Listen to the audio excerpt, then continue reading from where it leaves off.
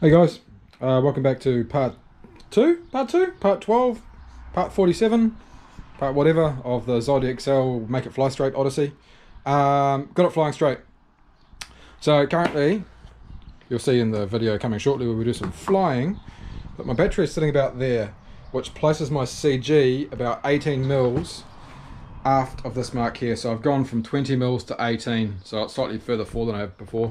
It's not pitchy. It flies pretty straight. There's still a slight tendency to pull up with speed, but it's all right. The bad behavior at low speed still exists, but it's better than it was.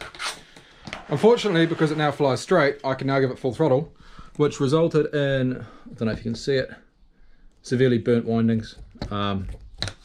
Yeah, I suspect the motor's not really up to the task. I have a look through the OSD and the data log and see what it says. DVR footage, I should say, in the data log.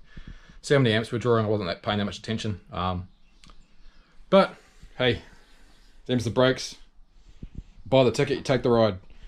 Unfortunately, when the motor died, I was quite low and had no altitude or airspeed. And we did this again. Yeah. But, same as always, nice clean brake. One thing this foam does do is brake cleanly. Brakes cleanly. That's what you get. Yeah. You got to piss the dick you got. We'll get some footage up on the screen now.